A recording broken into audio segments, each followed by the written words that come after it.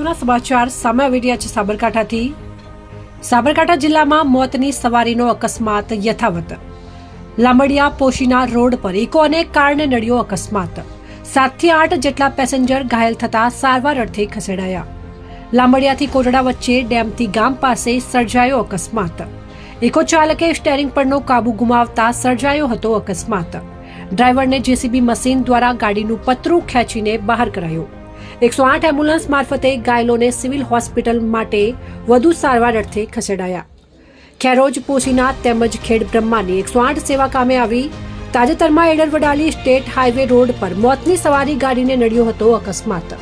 તાજેતરમાં જીપ ગાડી ટ્રકની પાછળ ઘૂસી જતા 38 કરતા વધુ લોકોને થઈ હતી નાની મોટી ઈજાઓ। ત્યારે અકસ્માતને પગલે ખેરોજ પોલીસ ઘટના સ્થળે પહોંચી।